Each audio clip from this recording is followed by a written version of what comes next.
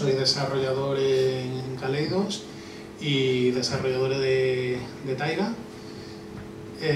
Bueno, uno de los desarrolladores de Taiga. Para empezar me gustaría introducirles un poco a qué es el Agile. Supongo que la mayoría conoce las metodologías ágiles. Esto es más una opinión que una definición de lo que es Agile. Para mí Agile es cómo gestionar los proyectos asumiendo que va a haber cambios. Bueno, cualquier fanático del Agile ahora mismo me crucificaría porque Agile es muchísimo más amplio que esto, pero es una forma de entender una de las cosas que más nos preocupan a los desarrolladores que desarrollamos con metodologías ágiles, y es que seamos capaces de adaptarnos a los cambios de las necesidades de nuestros clientes o de nuestros usuarios. Agile tiene muchísimas herramientas que se utilizan para la gestión de proyectos. Entre ellas, bueno, os voy a hablar de tres de las principales, de las tres más conocidas.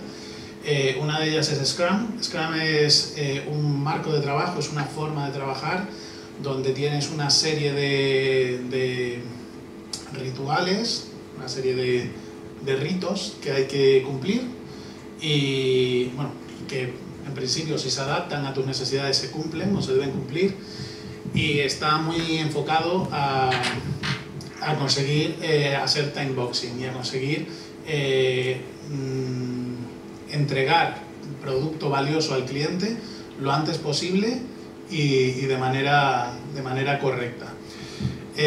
Para esto Scrum lo que utiliza son sprints que funcionan de la siguiente manera. Tú tienes un time boxing de entre 1 y 4 semanas normalmente. Se define ese time boxing y suele ser siempre el mismo número de semanas. Durante ese time boxing el cliente no te molesta para absolutamente nada. Tú decides que vas a hacer una serie de funcionalidad, una serie de trabajo, y el cliente, el compromiso es que el cliente no te interrumpa. Ese es el compromiso por parte de él, y tu compromiso es entregarle lo que dijiste que ibas a entregar. Normalmente, si tú te comprometes a algo que tienes que entregar dentro de 6 meses, casi seguro que no lo vas a entregar. A menos que hayas puesto un colchón enorme, casi seguro que no lo vas a entregar. En cambio, a compromisos de 2 semanas, normalmente sí te puedes comprometer. Es más difícil fallar. Después de esas 2 semanas, normalmente hay una reunión de demo donde se entrega al cliente producto valioso. Todo el trabajo o todo lo que se va a entregar al cliente se divide en user stories. Las user stories definen una funcionalidad que tiene valor, que aporta valor al cliente o al proyecto. Si una funcionalidad como tal no está completa o no está terminada, no se puede enseñar en la demo porque todavía no estás entregando nada. Es decir, es un poquito binario: o entregas la user story entera o no entregas nada. También tiene otro ritual muy importante entre la gente que usa Scrum, que es el daily, que son reuniones diarias de unos 15 minutos donde se sincroniza todo el equipo y cada uno dice lo que estuvo haciendo el día anterior y lo que va a hacer ese día. Y básicamente esas son un poco las herramientas que te da Scrum para entregar de manera periódica y de manera constante valor al cliente, ¿vale? Esta es una de las formas de trabajar que tienen mucha gente en metodologías ágiles, pero no es la única. Otra de las formas de trabajar es Kanban. Kanban es una metodología mucho más, bueno, es una herramienta mucho más simple, ¿vale? Es mucho más, a priori, mucho más simple. Consiste en tener organizado nuestro trabajo en columnas, en estados por los que va pasando cada una de nuestras user stories, son nuestras tareas, y las tareas van fluyendo desde un estado inicial hacia un estado final, ¿vale? Lo tengo pendiente, lo estoy haciendo, está hecho. Normalmente un Kanban suele ser bastante más complejo que estas 3 columnas. Sueles tener que pasar por la fase de diseño o la fase de prototipado, pasa por la fase de maquetación, pasa por la fase de programación, pasa por la fase de testeo, QA, etc. Kanban tiene muchísima literatura alrededor de él, hay muchísimas cosas que te hablan de flujo, de medidas para saber si vas rápido o vas lento. Mientras Scrum hace mucho hincapié en el compromiso. En Kanban no existe el compromiso como tal, lo que existe es el flujo. Tú tienes un flujo de trabajo, tienes una velocidad, tú tienes un flujo constante de lo que vas entregando. ¿Vale? El Scrum, el problema que tiene es que requiere de timeboxing. Se basa en el timeboxing y para muchos entornos el timeboxing no es posible porque las interrupciones son inevitables. Kanban se adapta mucho mejor a esto. Stream Programming es otra de las disciplinas que entran dentro de las metodologías ágiles, pero no es complementario a las dos cosas que hemos visto antes, a Scrum y Kanban, porque realmente es un conjunto de técnicas que se aplican al desarrollo de software, pero no interfieren con cómo gestionas el proyecto. ¿Vale? Son cosas como el pair programming, el continuous integration, continuous deployment, todo este tipo de cosas. ¿Vale? ¿Qué es Taiga? Bueno, según la propiedad. Vale. A ver si consigo. Bueno, spoiler. Vale. ¿Qué es Taiga? Bueno, según la propia web, es una herramienta open source para gestión de proyectos ágiles, principalmente orientado a startups y desarrolladores ágiles y diseñadores. Intenta ser sobre todo simple y bonita. Bueno, y que sea divertido, ¿vale? La idea es que, bueno, todo esto empezó, era cosa de un par de años. Nosotros usábamos Redmine. ¿Alguien ha usado Redmine? Supongo que mucha gente ha usado Redmine. Pues lo usamos como un plugin de Scrum que daban ganas de llorar y morirse cada vez que tenías que abrir eso. Y entonces nos cansamos y buscamos una alternativa. Para nosotros en Kaleidos era muy importante el tema del software libre y no queríamos usar nada que no fuera software libre. Entonces no encontramos ninguna herramienta de software libre que nos convenciera. Así que dijimos, bueno, pues hacemos la nuestra. Una solución un poquito overkill, pero al final ha salido bien. Nuestra idea era que pudiéramos trabajar y que lo que nos encontráramos cuando estuviéramos trabajando no fuera desagradable, ¿sabes? Que no fuera incómodo trabajar con la herramienta. Y por otro lado queríamos que la herramienta no fuera, no fiscalizara nuestro tiempo. No, tiene usted que imputar las horas aquí, tiene usted que meter este dato, tiene usted relacionar estas, tal, bueno, tienes que hacer un flujo complejo, tienes que configurar. No, la idea era, si tú lo estás haciendo, entiendo que si tú lo estás haciendo y tienes permiso, entiendo que es correcto. Si no es correcto, yo lo voy a loguear y yo voy a loguear todo. Cuando no sea correcto y tu jefe lo vea, pues ya te dará el capón él, ¿sabes? No tengo yo que limitar a los usuarios por defecto. De hecho, en Taiga hay pocas cosas que estén limitadas por defecto. Los permisos son relativamente simples y es intencionado, porque lo que hacemos es logar absolutamente todos los cambios. Vale, llevamos un año y poco de vida pública, es decir, cuando sacamos la beta fue en finales de octubre del año pasado, si no me equivoco. En ese año tenemos más de 80.000 usuarios. La verdad que es una acogida espectacular por la parte de la comunidad. Hay mucha gente que ha hecho pull requests desde el primer día. Hay muchas instancias privadas funcionando, lo que pasa es que no las tenemos contabilizadas porque no hemos buscado eso en ningún momento tampoco, pero sabemos que hay muchas instancias. Nosotros calculamos que perfectamente pueden haber más de 300 instancias instaladas por ahí, como poco. Es open source, ¿vale? Cuando digo open source me refiero a GPL, ¿vale? A Fero. Es a Fero y tenemos pull requests, o sea, aceptamos pull requests con cierta frecuencia. Si conocéis un poco de licencia y conocéis a Fero, sabréis que es muy difícil, se puede volver atrás esta licencia, pero es muy difícil, una vez has empezado a aceptar pull request, cambiar la licencia a GPL, ¿vale? Porque tienes que quitar todo el código que hayas metido a terceros o tienes que ponerte de acuerdo con ellos para cambiarla, con lo cual lo que quiero decir es que es open source y lo va a seguir siendo, ¿vale? Es muy difícil que deje de ser open source. Vale, es extensible, ¿vale? La idea es que se puede extender tanto el back como el front a través de plugins. Los plugins tal vez no estén muy bien definidos, pero hay bastantes ejemplos, con lo cual es relativamente fácil, basándote en un ejemplo, crear plugins para, por ejemplo, integrarte con sistemas tipo GitHub o cosas similares. Y por la parte de front también tenemos un sistema de plugins que permite pues, prácticamente modificar cualquier cosa. La API REST es completa. ¿Qué quiero decir con eso? Pues que nos comemos nuestra propia comida de perro, ¿vale?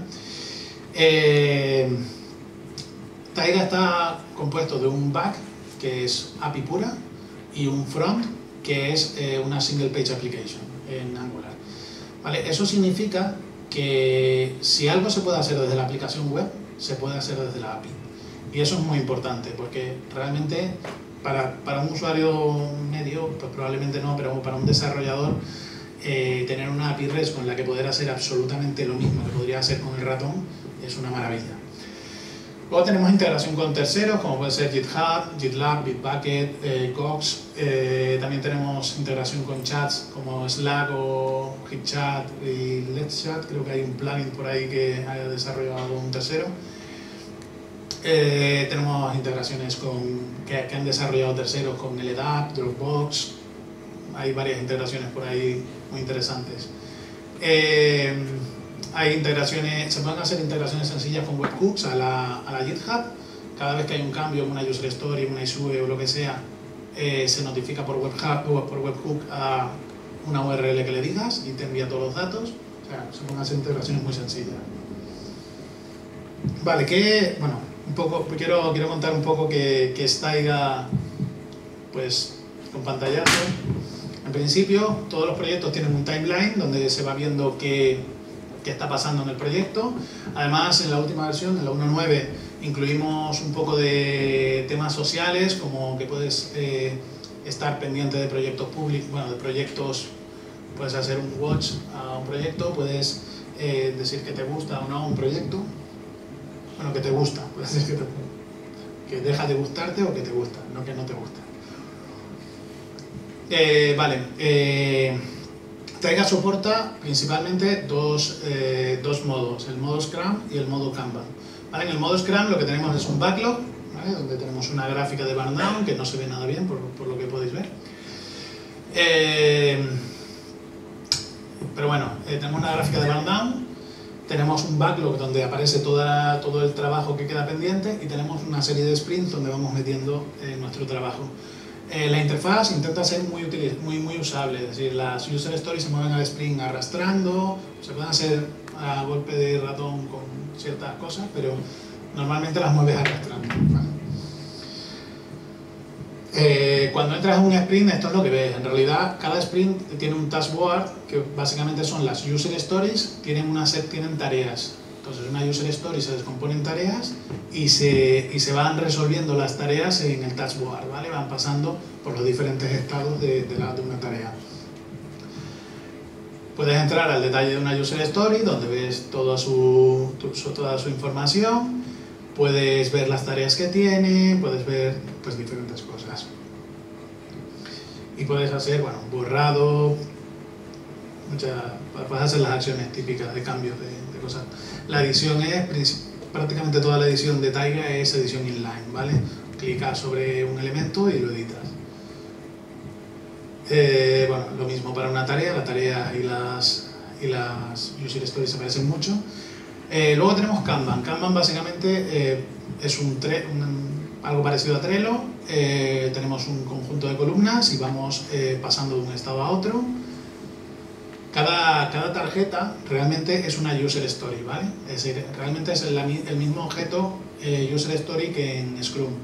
Esto es importante porque se puede tener activo el modo Kanban y Scrum a la vez y puede ser interesante para cierto tipo de formas de trabajar. Bueno, esto es de nuevo el detalle de una user story, que es exactamente el mismo para Kanban, y el detalle de una tarea, que también es el mismo para Kanban. Luego tenemos un sistema de gestión de issues, pues eso, el típico listado de issues con prioridad, severidad y demás. El detalle de una issue es muy parecido al de una user story. Tenemos un wiki, que la verdad que le queda un poco de trabajo por delante, pero bueno, se puede editar cosas.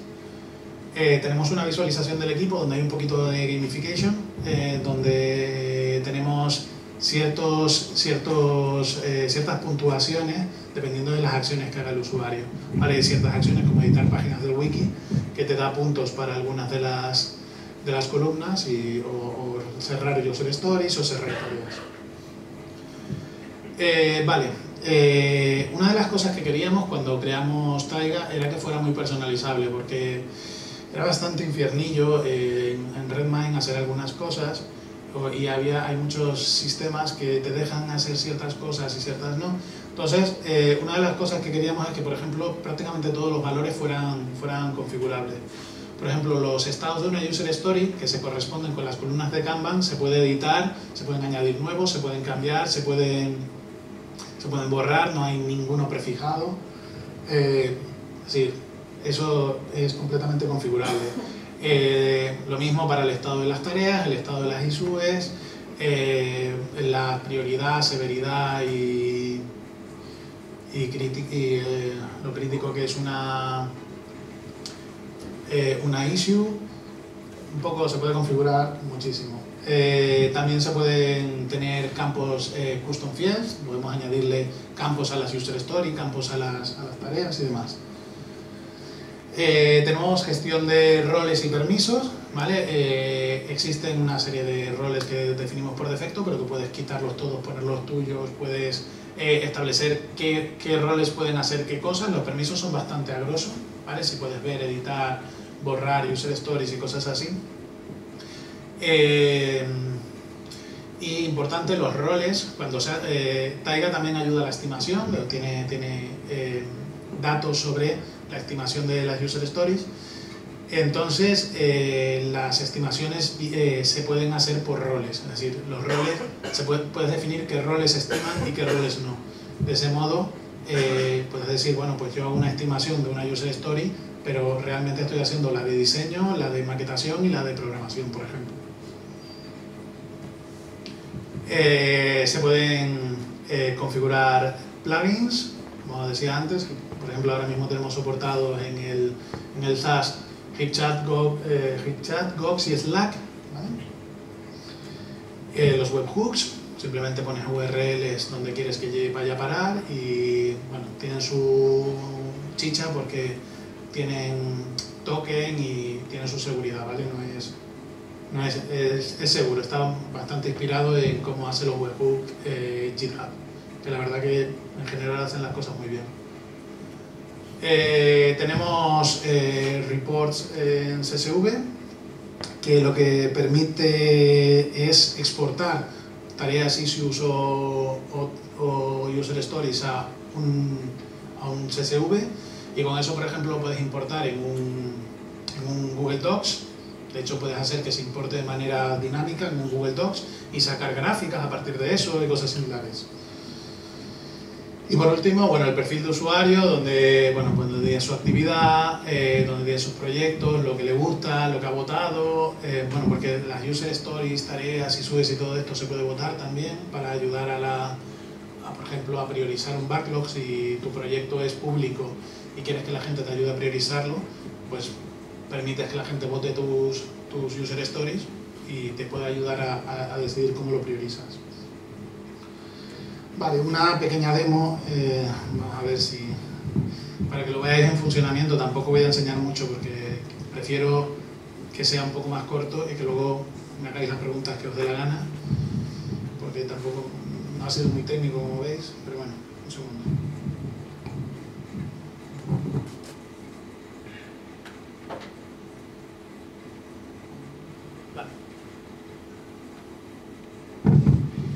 Esta es la pantalla de entrada, donde tengo yo lo que estoy trabajando, ¿vale? Y mis proyectos, ¿vale? Por ejemplo, me voy a Taiga. Taiga es un proyecto público, ¿vale? Toda la gestión del proyecto está visible, con lo cual realmente, ¿sabes? No escondemos nada, ¿no? Si hay algún competidor que quiera espiarnos para saber qué vamos a hacer, pues es aquí, ¿vale? No se come rompa mucho la cabeza, ¿vale? Esto es el Kanban. Bueno, el Kanban tiene diferentes cosas, como que bueno, puedo plegar y desplegar ciertas columnas, porque hay muchas veces que hay ciertas columnas con las que yo no trabajo y demás. ¿Vale? Voy a irme a otro proyecto. No sé si tenemos el sandbox por algún lado. Yo creo que sí. Qué bien, dando aquí información de proyectos. El sandbox. ¿Vale? Puedo ordenar los proyectos como yo quiera para que me salgan arriba los que estoy trabajando ahora y todos los demás, que se me vayan yendo hacia el fondo. Vale, por ejemplo, en el sandbox tengo activado tanto el Kanban como el backlog. Si me voy al Kanban, pues aquí simplemente voy arrastrando cosas y es muy directo de usar, ¿vale? Muy fácil. Aquí puedo asignarle a, por ejemplo, bueno, a David. Voy asignando cosas, voy cambiando. ¿Vale? El backlog aquí se ve un poquito mejor, ¿vale? Tenemos una gráfica Bardam un poquito rara, pero es porque esto es un sandbox. Si en un proyecto real la gráfica sería mucho más razonable. Esto de aquí, esta línea roja, es lo que llamamos el doomline. Esto fue porque los clientes siempre se olvidan de que en Scrum normalmente tú dices, bueno, yo te voy a hacer todas estas user stories y eso cuesta tantos puntos, pero si en algún momento algo cambia, no pasa nada, creamos una user story nueva, se estima, se prioriza y se va a hacer, no pasa nada. Si es más importante, se va a hacer. Lo único que lo que tenga menos prioridad, pues no entrará. Pues lo que tenga menos prioridad no entrará, el cliente siempre se olvida. O sea, él siempre cree que va a entrar todo. Entonces esta línea roja marca el alcance del proyecto. De manera que el cliente, por mucho que intente mover cosas encima de la línea roja, se las va a colocar debajo de nuevo. Bueno, realmente ahora, porque la línea roja está arriba del todo, pero si está en medio, si vas moviendo cosas, ¿sabes? Te la vas moviendo. Es decir, ese es el alcance del proyecto. Y es interesante para que el cliente no se suba a la parra, que de verdad que pasa. Vale, bueno, un sprint, ¿vale? Los sprints, pues lo mismo. Tengo las user stories, puedo añadir una user story, todo es muy directo. Hay un caso que es, por ejemplo, esto, y voy a editarla, la puedo editar aquí también sobre la marcha, no tengo que entrar para editarla. Hay un concepto que es la yocaína, no sé si habéis visto La princesa prometida. La princesa prometida es un veneno ficticio que se llama yocaína. La yocaína, básicamente el protagonista, el pirata Roberts, consume yocaína durante años para inmunizarse en pequeñas cantidades. Entonces, cuando tiene que jugar al enfrentarse en el reto este del veneno y tal, pues lo que hace es pone veneno en las dos copas y ya está. Él no se envenena porque está acostumbrado y el otro muere. Pues esa es un poco la idea de la yocaína en realidad. El concepto es marcamos cuando estamos saliendo de nuestra zona de confort. Si estamos saliendo de nuestra zona de confort, estamos viendo una pequeña dosis de yocaína para que en el futuro, cuando nos encontremos en esa zona, ya no seamos fuera de nuestra zona de confort, seamos capaces de trabajar a buen rendimiento. Eso también nos ayuda a visibilizar si nos estamos metiendo 2 botellas de yocaína de golpes. Es decir, si vemos que hay mucho verde en la pantalla, algo va mal. Pero bueno, es un poco la idea de la yocaína era esa. Vale, ¿qué más tenemos por aquí? Bueno, el wiki, como decía, es sencillito. La edición inline, demás. El editor es un editor de ayuda, de apoyo a la escritura de Markdown, que es el formato que usamos para el wiki. Las issues, muy sencillitas, se pueden ordenar. Pues unas issues tampoco tiene mucho misterio. Podemos filtrar por diferentes estados, podemos filtrar también por tags. Ahora mismo no hay ningún tags en las issues. Bueno, es que están todas igual. Podemos filtrar por texto, por ejemplo, con P, eso no me salen las que pongan P. Vale, otra de las cosas, bueno, el equipo, como decía, bueno, es un poco de gamification, donde tenemos diferentes perfiles que permiten, pues eso, yocaine drinker es alguien que toma muchas dosis de yocaína, bug hunter que cierra muchos bugs, cosas de este tipo. Luego tenemos una cosa que se llama Meetup, que básicamente lo que hace es generar una videoconferencia para este proyecto. Realmente usamos soportamos tres sistemas de Meetup, que son AppearIn, Jitsi, que es software libre, en concreto, y Talki, creo que Italki o Talki. Usamos tres, se pueden configurar en el panel de configuración. Básicamente lo que hacen es abrir una ventana nueva cuando le das aquí y te abren, pues en este caso, un AppearIn, que es lo que está configurado, y directamente ese enlace, si lo abre cualquier otro, va a aparecer aquí, ¿vale? Es muy fácil de usar y realmente tienes una sala asegurada para tu proyecto. El panel de administración también es muy directo, como decía, pero bueno, tampoco voy a recorrer mucho más porque, bueno, esto es algo que la gente no suele ver, los módulos, ¿vale? Los módulos se pueden habilitar y deshabilitar, típico backlog, Kanban, issues, todo eso lo podemos deshabilitar. Si yo no voy a usar las issues, ¿para qué quiero que me las muestre? Realmente lo deshabilito y en la API se puede seguir usando, pero no se muestra. No se muestra en la interfaz, esto solo controla lo que se muestra en la interfaz. En realidad la API te va a permitir que lo uses de todas maneras aunque lo deshabilite. Bueno, otra cosa importante, no nos gusta ser prisioneros. Entonces, los proyectos se pueden exportar e importar a otra instancia de Taiga. Si tú estás usando el SaaS, nosotros damos esto como un servicio, como un SaaS. Si tú estás usando el SaaS y te instalas tu propia instancia, ¿por qué no vas a migrar tus proyectos? Es que es lo lógico. Y si tú estás con tu propia instancia y te quieres ir al SaaS, porque no te voy a, y en ese caso mucho más, porque no te voy a facilitar la vida para que te vengas a mi SaaS.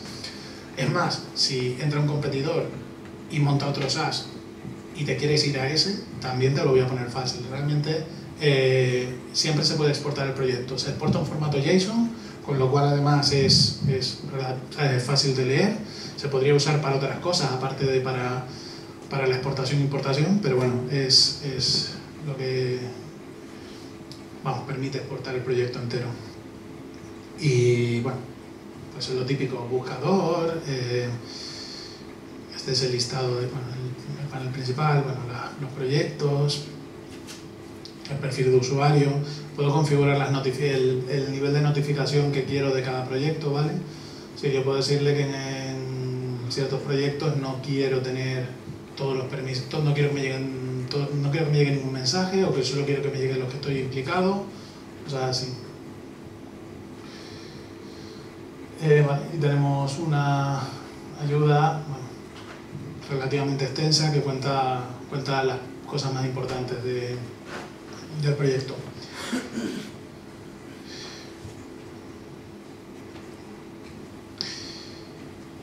Y también hay una ayuda contextual cuando entras la primera vez. Si os registráis y entráis la primera vez, también os salen algunos pequeños tooltips dando la información. Vale. Pues ya, hasta aquí la live demo, creo que ya es suficiente. Bueno, ¿y cómo está hecho esto? Esta es la parte más corta, pero realmente depende es decir, no sé hasta qué punto queréis que cuente mucho, poco, regular. En cualquier caso, después, si queréis, podéis hacer las preguntas más salvajes que se os ocurran, porque, como os digo, soy desarrollador de la herramienta, conozco la herramienta entera, y aunque a mí se me escapara alguna pregunta, hay 2 desarrolladores más por ahí sentados, o sea que no hay ningún problema. El back es un Django con una versión modificada de Django REST Framework. Usamos Postgre como base de datos, Postgre 9.4 creo recordar, porque usamos JSONB y cosas por el estilo, si no me equivoco. Usamos Celery y Rabbit de broker de Celery. Y bueno, Celery para las tareas asíncronas. Y en el front lo que usamos es una single page application escrita en Angular con CoffeeScript. Y para todo el tema de estilos usamos Sass. Esto es una simplificación, realmente es un Angular bastante tuneado y bueno. ¿Y cómo servimos nuestro SaaS? Bueno, pues esto lo servimos gracias a Flow Systems, que nos va a contar ahora realmente cómo está montado todo el sistema de de Taiga. Buenas. Sí, van a ser solo unas pinceladas, porque lógicamente lo que interesa es ver cómo funciona la herramienta, pero bueno, podría ser interesante ver también la parte de infraestructura. Entonces, en 10 minutos os contaré... bueno, yo soy Miguel Vidal, soy cofundador y CEO de Flow Systems, una empresa que nos estamos especializados en diseñar arquitecturas avanzadas con software libre. Nos atenemos a la filosofía Unix clásica y al mismo tiempo tratamos de mezclarla con las metodologías ágiles y DevOps. Aunque no somos desarrolladores, somos de sistemas puros, pero creemos, como ha explicado Jesús al principio, que para que se puedan hacer desarrollos ágiles, al final se necesita que las infraestructuras de algún modo respondan a esa metodología, ¿no? Porque si no, ahí se producen incompresiones, problemas, cuellos de botella, bueno, cosas que aquí en Madrid DevOps seguro que habéis hablado muy a menudo y que conocéis, ¿no? Entonces nosotros estamos en esa parte, ¿no? Conocemos muy bien las infraestructuras como servicio. De hecho, explotamos la nuestra propia, nuestro cloud privado, donde tenemos a la mayoría de clientes con un OpenStack en producción desde hace casi 2 años. Y bueno, tratamos de involucrarnos en los proyectos, bueno, como en este caso con Taiga, para no solo mantenerlo, sino también diseñar y desplegar la infraestructura. En fin, bueno, ahí tenéis la URL si queréis saber más de nosotros. Lo que tiene que ver con Taiga, tratamos o nos empotramos como equipo de sistemas en Taiga desde el principio. Lo que aportamos a Taiga en concreto, bueno, por un lado, lo más básico, damos alojamiento en un CPD profesional, tope de gama, ahora hablaremos de él, dónde está. Diseñamos la arquitectura del clúster, donde está Taiga, ahora también al final veremos un vistazo cómo es. Y también la parte de securización, el aislamiento de redes, establecimos las políticas de seguridad y los accesos por VPN, ¿no? Y nos encargamos también de la administración completa de los servidores y de la infraestructura. Siempre, digamos, alejados de la cultura buffer, y lo contrario, tratamos de comprender y adaptarnos a las necesidades de los developers, los compañeros de Taiga en este caso, y ser, digamos, estar lo más alineados posible para facilitarles el trabajo, que al final es de lo que se trata, ¿no? Y también aportamos en lo posible desde nuestro lado, en la parte de sistemas, la configuración óptima de los servicios, análisis de rendimiento y de cuellos de botella, atendemos las incidencias que surgen y nos encargamos también de la monitorización y de los backups. El data center, bueno, nosotros tenemos la mayor parte de nuestra infraestructura en 2 data centers, uno en Madrid, que es Interxion, el nuevo, el MAD 2, y también tenemos menos, pero teníamos también infraestructura en Ámsterdam, en Telecity MS5, que es también un data center de máximo nivel, es Tier 3 Plus, de acuerdo al Uptime Institute, está certificado. Y bueno, es un nodo neutro, como lo es Interxion en España, pues lo es también Telecity para Ámsterdam, y es un nodo neutro europeo, de reciente construcción, opera desde el 2012, tiene como mínimo 5 operadores disponibles con enlaces de mínimo también de 10 gigas. Y bueno, es muy eficiente porque ya digo que es de reciente construcción, su ratio de eficiencia es muy cercano a 1 y, como decía, está certificado Tier 3, es decir, que es tope de gama, que es una de las cosas. Nosotros, como digo, nos dedicamos a infraestructura como servicio, y para poder dar nuestro SLA en condiciones siempre intentamos que los CPDs donde estamos no sean puras commodities, ¿no? Porque para eso pues ya existen soluciones con las que son imposibles competir en precio. Entonces nosotros, en lugar de en precio, nos intentamos especializar más en calidad, ¿no? Y es la manera en que podemos dar SLA de calidad. En segundo lugar, sí. Ahora, la infraestructura en concreto ya, hemos visto el data center, es un clúster de máquinas virtuales, es decir, son 10 máquinas virtuales virtualizadas con KVM, que comparten una serie de recursos. En concreto lo tenéis aquí, 24 CPUs virtuales, 60 GB de RAM y bueno, 200 GB de almacenamiento SSD. Esto es exclusivamente para el almacenamiento de los sistemas raíz de las instancias, ¿no? y digamos esas 10 máquinas virtuales funcionan como si fuera, es un clúster, ¿no? Como si fuera un único sistema, ¿no? Desglosado, por si tenéis curiosidad, pues ahora lo veremos en diagrama, pero hay dos PFSense que se replican en HA. Bueno, PFSense es una versión especializada de FreeBSD con el sistema de firewall de OpenBSD, PF, Packet Filter, que tiene fama de ser el mejor existente a la altura de los comerciales más caros. Y bueno, muy fácil de gestionar. Y nosotros lo utilizamos no solo como firewall, sino también como, digamos, es lo que nos da la gestión de la VPN, y también lo usamos como balanceador de carga con un HA Proxy para los frontales web. Hay dos frontales web, lógicamente todo esto está pensado para que pueda escalar, digamos que en eso también consiste, como ha explicado Jesús, un poco cómo concebimos la metodología ágil, en el sentido de cubrir los requerimientos actuales, pero rápidamente, en el caso de que se crezca mucho el tráfico y tenga éxito, como así está siendo. Si no me equivoco, ya andan por los 80.000 usuarios, ¿no? Que no está nada mal, y eso que está todavía en fase beta.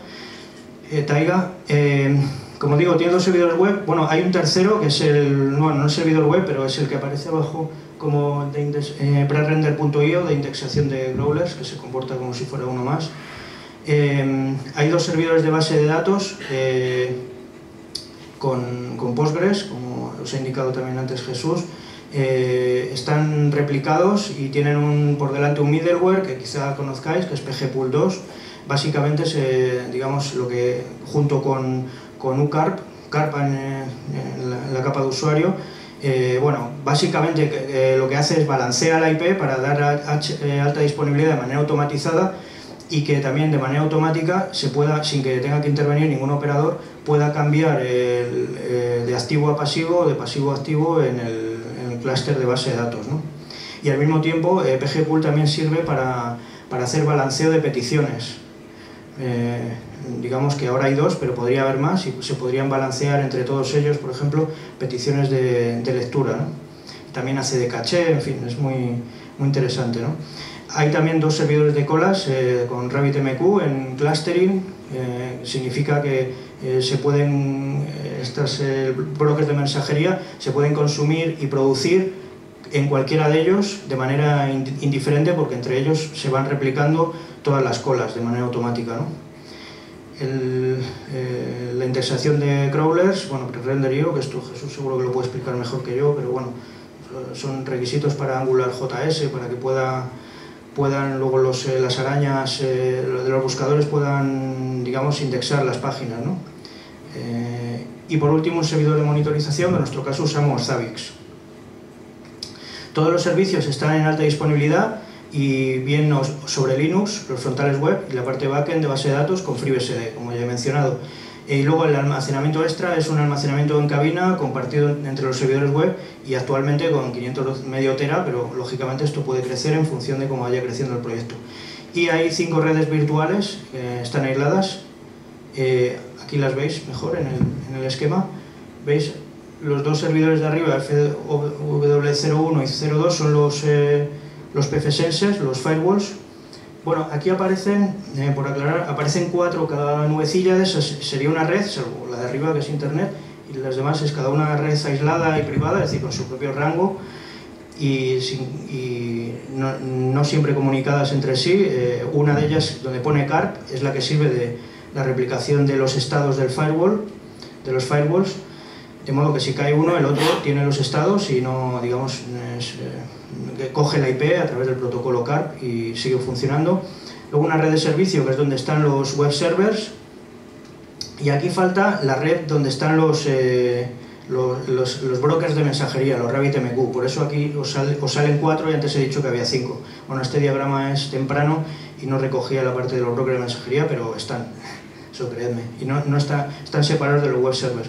Por tanto, la red donde están los brokers de mensajería comunica la alta disponibilidad entre los dos RabbitMQ, y también permite que los web servers, lógicamente, tienen que poder acceder, tienen que poder consumir y producir en esas colas de mensajes, ¿no? Luego hay otra red privada que comunica la replicación entre las bases de datos, y bueno, pues luego un servidor de administración, de monitorización. y bueno, donde está WS102 y luego eso que pone XX, pues sería el de pre-render IO. Y bueno, las cabinas de discos, el almacenamiento, su VLANs, en fin, un vistazo. Esto es lo que sería Taiga.io como está ahora montado en producción. He ido muy rápido, dando por supuesto muchas cosas, pero lógicamente no es sobre la infraestructura la charla. Si luego en las preguntas tenéis alguna duda, alguna pregunta, pues yo gustoso, si puedo, os la contestaré. Y ahora sigue Jesús, creo que con el montaje, ¿no? Un par de cosillas más. Bueno, ya estoy acabando, tranquilo.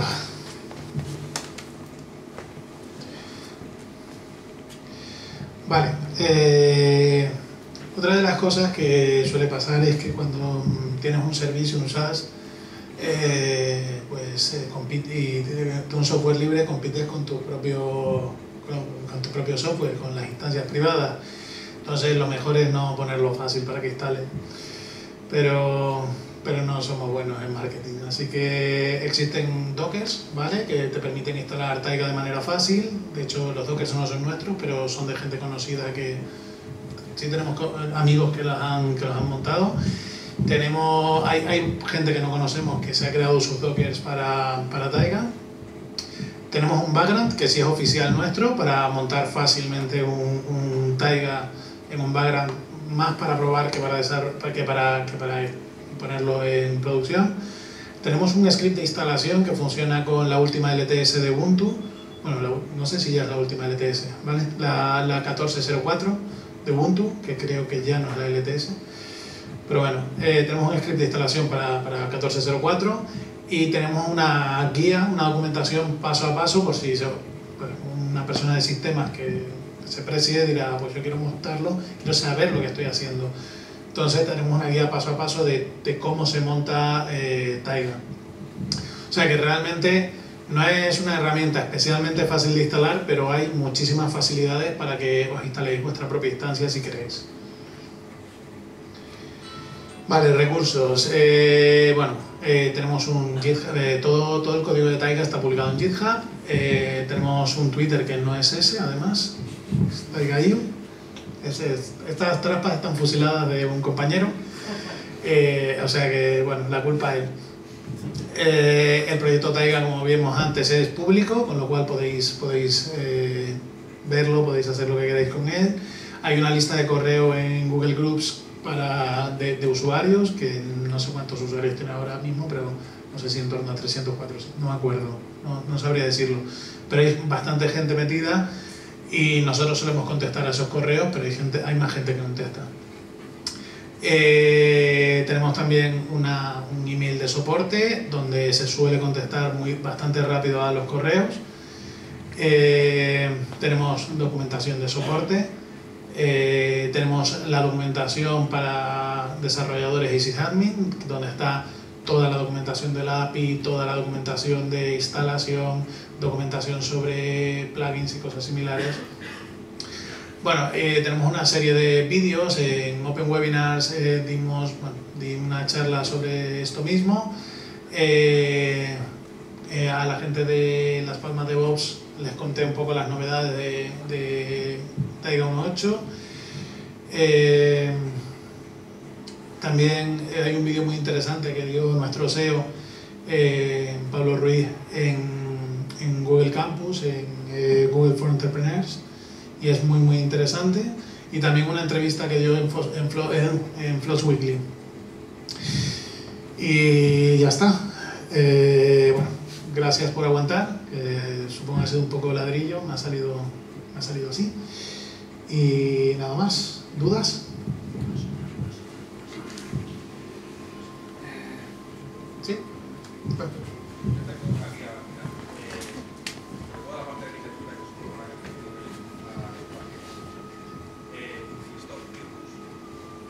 Circus, sí. Vale, usábamos Supervisor para lanzar y monitorizar el proceso antes. Realmente es porque estamos acostumbrados a usar Supervisor, y Supervisor nos dio algunos problemas y nos pasamos a Circus simplemente. Simplemente es el que arranca los unicorns y hace que estén arrancados, y si se para los vuelve a arrancar. Tampoco tiene mucha responsabilidad Circus en el proceso.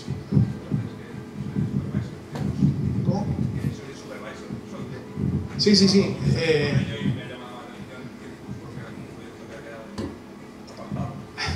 Nosotros usábamos Supervisor antes, pero nos dio algunos problemas, cosas extrañas que no sabíamos por qué las hacía. Nos pasamos a Circus y todo iba como la seda. O sea que simplemente es porque no funciona, no tiene más.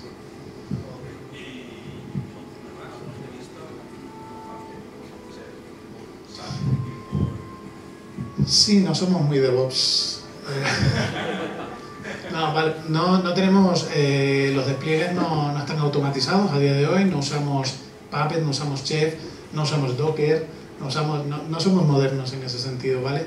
Somos bastante tradicionales, tenemos los servidores, desplegamos en producción, pues entramos a las máquinas, hacemos el proceso de despliegue a mano, y porque en realidad cada despliegue, como no es un despliegue continuo ni nada por el estilo, cada despliegue pues tiene sus pequeñas particularidades y nos gusta hacerlo más a mano para tenerlo muy controlado realmente. Pero es cierto que no aplicamos cosas como Chef o Puppet para levantar máquinas de manera... Tampoco estamos en esa escala de necesidades, es decir, a día de hoy tenemos 80.000 usuarios, dos frontales y no están sobrecargados, es decir, no vamos a necesitar de manera rápida levantar un frontal más. Es decir, Bueno, vale. Sí, no. Es que, perdóname que hace el problema de uso otra vez, pero yo no monto máquinas de esas, dos máquinas iguales que no estén metidas en la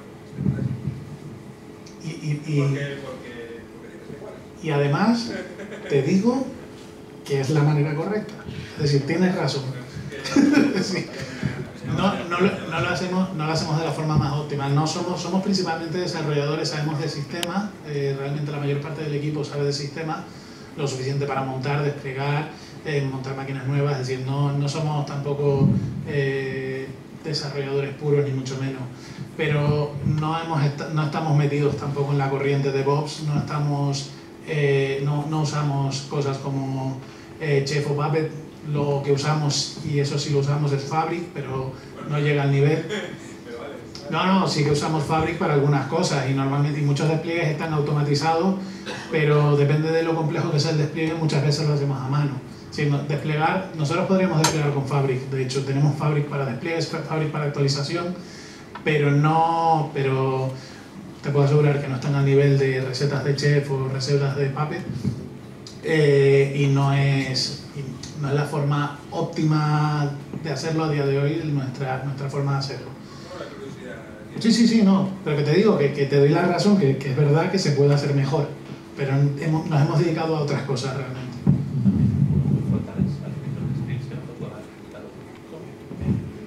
Los frontales, la ventaja es que, bueno, en realidad los scripts se pueden ejecutar en los dos, muchos de los scripts de actualización, porque realmente prácticamente todos los scripts de actualización que usamos son idempotentes, entonces daría igual que se ejecutaran dos veces.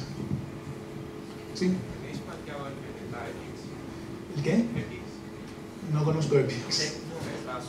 Ah, vale. Pensaba que me hablas de alguna tecnología. Sí, las Epic Stories, vale. Sí, tenemos planteado hasta en nuestro backlog, hay un post en el blog en el que hemos hablado y muy ampliamente de lo que consideramos que son las Epic y cómo deberían estar implementadas. No hemos empezado con ellas porque es una Epic, ¿sabes? Las Epic son una Epic, ¿vale? Es complicado. Entonces, hemos intentado, la verdad es que estamos bastante sobrecargados de trabajo. Hemos tenido una avalancha de peticiones de mejora, una avalancha de ideas y estamos intentando priorizar lo que consideramos más importante. Por ejemplo, las epics son súper importantes o son súper interesantes, pero se puede llegar a camuflar con una user story etiquetada como epic y que después divides en otras user stories, por ejemplo. Eso se puede llegar a hacer y no es traumático. En cambio, queremos que aporta mucho más valor, por ejemplo, hacer que la plataforma sea más social. Sabes que tú realmente, los proyectos de software libre no solo empiecen a compartir su código, sino que empiecen a compartir su forma de trabajar. Que un poco también la idea de hecho Taiga, el SaaS, para cualquier proyecto público, ni siquiera software libre, para cualquier proyecto que sea público es gratuito para siempre en principio. Con lo cual, lo que fomentamos es eso, que la gente diga, bueno, yo publico mi proyecto de software libre, pero es que además te digo cómo lo estoy gestionando y te enseño cómo lo gestiono y te enseño lo que pienso hacer y te cuento lo que he hecho. ¿Sabes? No es... Porque ahora mismo es muy complicado saber hacia dónde va un proyecto de software libre en muchos casos. Porque quizás en proyectos cerrados, que es una herramienta útil que ayuda a agrupar y ver una visión más clara hacia dónde van los usuarios. Sí. Te dan la idea. Estamos de acuerdo en que las epics es una funcionalidad necesaria, pero las prioridades creo que está en el backlog y no te puedo asegurar que se vaya a hacer pronto. Y por otro lado, de planning board, es otra funcionalidad. Pocket planning. Muy importante, Exacto. Es una funcionalidad que nos gustaría hacer. Yo además me la imagino siempre como jugando al corazones de solitario. Siempre me la imagino así, como una pantalla en la que tú vas levantando tu carta y cuando todos han levantado su carta se muestra. Es decir, yo me la imagino visualmente en mi cabeza de una manera muy chula y siempre he querido hacer esa funcionalidad, pero el esfuerzo que requiere y la relación coste-beneficio no es tan buena. También hay otras cosas que tenemos planteadas, tipo estimación basada en Kanban, que también es muy interesante, sobre todo cuando tienes que estimar un backlog de 300 user stories. Es decir, estimar 300 user stories con Poker Planning es lo más parecido a un suicidio mental, ¿sabes? Es decir, mejor pegar un tiro. En cambio, con un modelo Kanban donde tú tienes las diferentes estimaciones que puede tener una user story, pues tú vas moviendo, vas diciendo, vale, pues esta cuesta más que esta menos que esta no sé qué, y al final te queda, si te va quedando, consigues estimarlas todas, además de maneras referenciadas entre ellas, con lo cual queda más correcto. Es decir, los puntos están relacionados, los puntos representan la complejidad de las user stories, en vez de una estimación en tiempo, que es la triquiñuela que hace todo el mundo, de no, bueno, un punto es un día, o un punto es tanto. Eso se hace mucho. Pues con esto lo que haces es estimas complejidad. Vale, pues esta user story son 3. Y a partir de ahí vas diciendo, pues esta menos, esta más, esta mucho más, esta mucho menos, y consigues pues estimar complejidad. Bueno, es otra de las ideas que están en el aire y que vete tú a saber cuándo se hacen. Bueno, primero decir que decías que no habíais tenido tiempo de implementar muchas cosas porque habíais estado muy ocupados y se ve porque realmente es muy bonito el proyecto, la demo que se puede ver en... Lo bonito, al chico de allí, es decir, no, culpa tuya. Vale. Sí, él es el diseñador, aparte de maquetador, y hace también temas de JavaScript, es decir, es un tío muy completo, la verdad. Vale, enhorabuena pues. Una pregunta, decías que teníais Angular y REST bastante tuneados. ¿Esto en el momento de cambiar, de evolucionar, os causa problemas o lo tenéis muy controlado? Sí y no. Vamos a ver, el caso de Angular lo tenemos bastante tuneado, es decir, no hacemos, si tú te vas al tutorial de Angular, te dice haz las cosas así. Nosotros hicimos las cosas así, y luego nos dimos cuenta que yo no nos valía ni de coña. Entonces cogimos y empezamos a retorcer, y llegó un punto en el que sigue siendo Angular, en realidad sigue teniendo validez porque no nos hemos salido de lo que debe ser, de lo que es Angular, ¿no? Pero no es la forma tradicional de hacerla. En ese caso, Angular creo que no va a ser un problema. De hecho, estamos intentando tender hacia una arquitectura con la que Angular 2 tampoco nos suponga un trauma cuando llegue. Django REST Framework. Eso es otro cantar. Django REST Framework, el problema que tenía es que Django REST Framework es súper versátil, te permite cambiar un montón de cosas, hasta que no. Y cuando no, ese es el problema. El problema es que el Testify enseguida te encuentras con el que no y dices, bueno, pues lo descarto, ya está. Te ha pasado enseguida, eso es bueno. REST Framework aguanta mucho más, pero cuando llegas a ese punto, pues igual te tocan hacer salvajadas, como copiar todo REST Framework dentro del código de Taiga e ir borrando cosas que no se usan. Pues eso es lo que hemos hecho. Y no es bonito, ¿vale? Probablemente, pues está pendiente de algún refactor en el que algún día empecemos a quitar código que realmente no usemos de REST Framework, a rehacer o mejorar cosas que consideremos que no estén del todo bien, a simplificar cosas que en REST Framework son complejas porque REST Framework te da más cosas de las que nosotros usamos. Todo ese tipo de cosas no están bien hechas a día de hoy, lo hemos hecho como buenamente hemos podido y se puede hacer mejor y ya está. Pero bueno, o sea, me has dado justo ahí en el clavo, en la vergüenza, ¿eh? Está bien, no, bueno, como veis no tengo vergüenza, lo hicimos así porque es como se pudo y si hubiera tenido tiempo infinito lo hubiera hecho bien. Pero... Para extender la pregunta, una persona que esté desarrollando un plugin, ¿se va a topar con este tipo de problemas o esto queda bastante aislado? Se puede topar con este tipo de problemas, pero normalmente no, porque REST Framework sigue comportándose bastante como REST Framework, todo es bastante parecido en ese sentido. También normalmente te basas en lo que está hecho y por otro lado realmente es que al final te basas en el código que tienes ahí, en los plugins que ya existen. Normalmente depende de lo que sea el plugin, por ejemplo, un plugin para interactuar con GitHub, por ejemplo, el plugin que usamos para Gox, por ejemplo, prácticamente no toca nada del resto, es decir, es muy difícil que te encuentres con algo que te cause problemas. Pero bueno, también te digo que si es alguien que quiere colaborar, intentamos ayudar todo lo que se pueda a que la gente colabore. De hecho, nos pidieron un plugin de LDAP. Intentamos ayudar lo que pudimos, pero bueno, es que LDAP no lo usamos y no queremos usarlo. Hicimos una primera versión y luego se lo dejé a ellos para que lo continuaran y lo probaran bien. O sea que al final la gente, pues, intentamos ayudar en lo que podemos, pero muchas veces es complicado. ¿Sí? Cuando integráis Taiga con GitHub o con GitLab, ¿cuál es la forma de trabajar? Cuando integramos, ahora mismo las integraciones que tenemos se basan en los webhooks, ¿vale?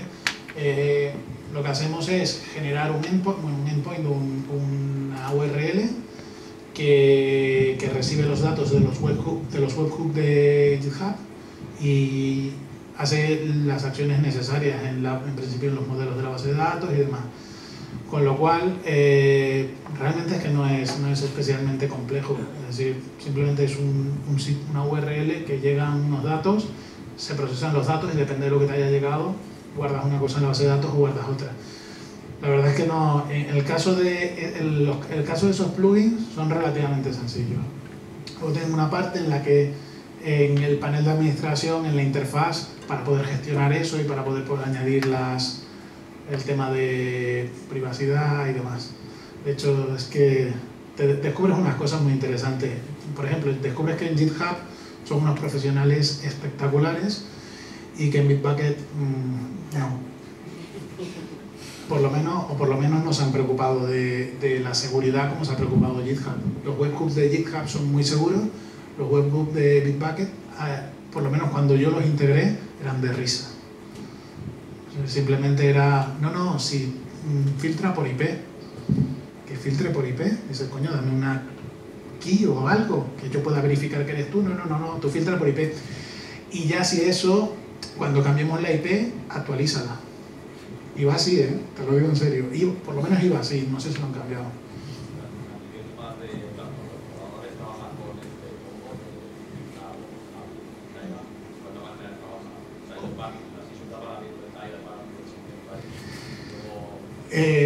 Depende de cada uno. Nosotros lo que hacemos es, tenemos integrado GitHub, se abre una issue en GitHub, nos llega a Taiga y nosotros la gestionamos en Taiga.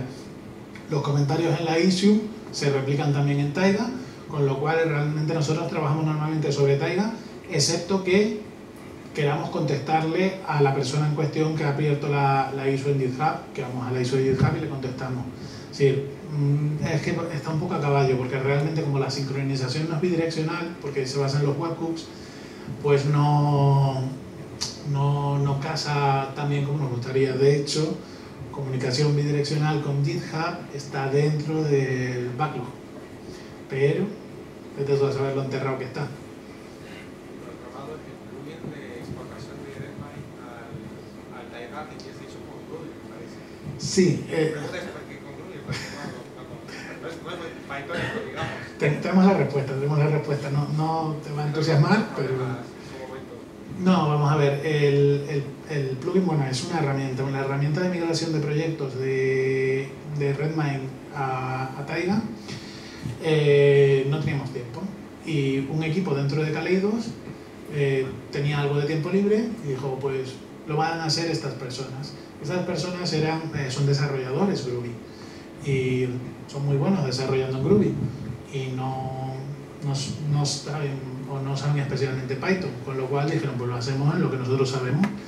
Y como era una herramienta que era aparte y que no tenía tampoco mucha importancia que se hiciera de manera externa, y de hecho fue positivo porque ahora tenemos una API de exportación e importación que va aparte también y que permite, ¿sabes? Que está probada y que hay una herramienta que la usa. Con lo cual, realmente, aunque esa herramienta pudiera funcionar mejor o peor, o pudiera estar en un lenguaje que te guste más o te guste menos, la API existe y se puede usar para importación, porque la API normal no te vale para importación porque no puedes modificar fechas. Entonces hay que usar la API de... No puedes modificar el histórico, no puedes modificar una serie de cosas, y la API de importación sí. De hecho es una triquiñuela, si tú eres el owner del proyecto, puedes hacer bastantes salvajadas con la API de importación. Pero bueno, si eres el owner del proyecto y haces salvajadas es tu problema, es decir, luego no vengas a quejarte a mí. Pero bueno, el motivo principal de que esté hecha en Groovy es que el equipo que lo hizo, y era el que tenía tiempo, era de Groovy.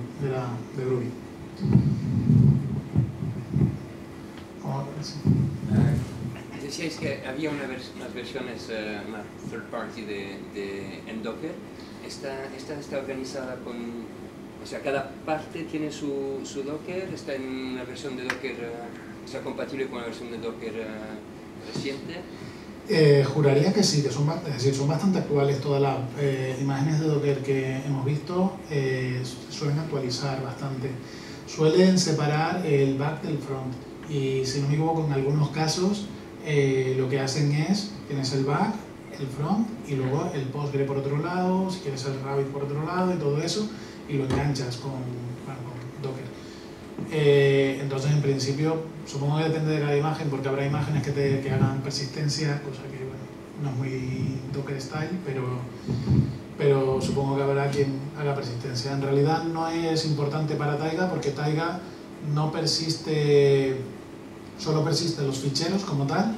Los ficheros los deberías poner en un volumen aparte y compartido entre todos los frontales que quieras, y en todos los frontales, entre todos los Taiga backs, todas las APIs que quieras, y la base de datos es igual, la base de datos se comparte. En realidad, al final está pensado para alta disponibilidad, para distribuir horizontalmente, pero eso es justo lo que necesita Docker para funcionar bien, con lo cual en realidad probablemente las imágenes que hay de Docker haya más de una que esté bien dockerizada en ese sentido. ¿Sí? Yo tengo varios. El Kanban tenéis la parte del whip. Tenemos whip. Vale. ¿Y los lanes? No tenemos lanes. Está en el backlog. Sí, están en el backlog, pero también creo que no van a entrar pronto, porque, vamos a ver, es algo muy útil, pero en los Kanbans hay gente que usa Kanban de manera muy potente y usan lanes y usan muchas cosas, pero realmente la mayor parte de la gente usa Trello, es decir, tampoco necesita mucho más. Es cierto que si eres un usuario muy bestia de Kanban, sin los lanes te sientes como un de juguete. Lo otro es, los issues están conectados a las tarjetas y... A día de hoy no. De hecho, las issues solo se visualizan como listado. En realidad no sería demasiado complicado hacer un Kanban a partir de las issues, pero no está hecho. Bueno. Otra sería, ¿cómo os coordináis con Flow System? Bueno, normalmente cuando vamos a hacer despliegue, por supuesto les contamos qué cambios vamos a tener, qué cambios vamos a hacer, cómo va a ser el despliegue, el día que vamos a hacer el despliegue ellos están muy pendientes por si pasara cualquier cosa y tal. Procuramos ver si necesitamos que ellos hagan alguna acción. Si necesitamos que hagan alguna acción, evidentemente están informados, nos coordinamos en ese sentido. Y luego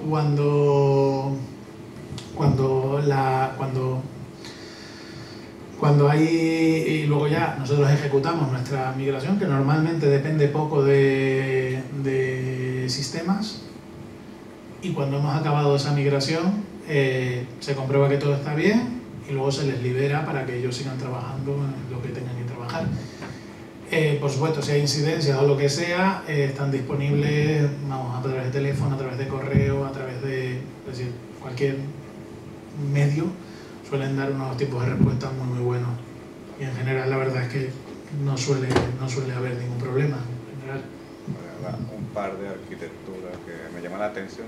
¿Tenés algún estudio del crecimiento esperado, dado que no tienes nada elástico en la arquitectura? Del crecimiento esperado, vale. O sea, planificación de... bueno, monitorizamos la cantidad de usuarios nuevos que tenemos al mes. De hecho, bueno, ahora estamos en torno a 7.000, bueno, el último mes fueron 7.000 usuarios nuevos, ¿vale? El mes anterior. Este mes, por cómo están los números a día de hoy, yo calculo que superaremos los 8.000 usuarios nuevos en un mes. Diciembre casi seguro va a ser un mes malo, igual nos quedemos por debajo de los 7.000, pero ya veremos. Pero vamos, sí que vemos que hay una aceleración, es decir, vamos hacia un crecimiento mayor, pero todavía no es preocupante. Todavía no se ve nada que vaya a ser exponencial o que de repente vayamos a pasar de un mes de 7.000 a 14.000 o algo así. La arquitectura sí es elástica, ¿eh? Bueno. La arquitectura sí es elástica, otra cosa que no esté automatizada, pero es elástica, es decir, que si hacen falta desplegar de golpe varios frontales web más, eso son máquinas virtuales y se hace en cuestión de minutos. ¿Y backend? Sí, base de datos también, como está montado ahora, porque ahí de hecho hay como una especie de balanceo también, que es lo que hace PGPool entre los backends, o sea, añadir más esclavos no costaría nada. Lo mismo con los que también es un cuello de botella, son los brokers de mensajería, y no habría ningún problema en añadir los que fueran necesarios. Es decir, está pensada de manera elástica para que crezca, pero no va a haber crecimiento que requiera, por ejemplo, autoescalado. No era un requisito que nos pusieron. Nosotros hacemos autoescalado en otro tipo de plataformas con OpenStack, pero aquí obviamente no es que vaya a ser que de golpe vaya a necesitar desplegar 100 frontales.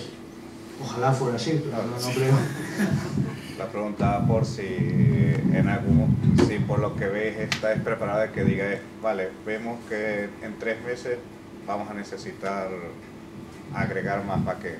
Sí, ya te digo, si en 3 meses necesitamos agregar más backends o más frontales o más base de datos o lo que sea, realmente, bueno, de hecho el backend y el frontal se sirven en la misma página, en el mismo servidor, porque al final el backend es el que tira contra la base de datos y todo eso, y hace todo el acceso a disco y demás, que se hace a una cabina, con lo cual realmente es compartido. Al final el código ese es el que hace realmente cosas, y el frontal es un HTML y un JavaScript que se sirve, o sea, eso no tiene coste importante.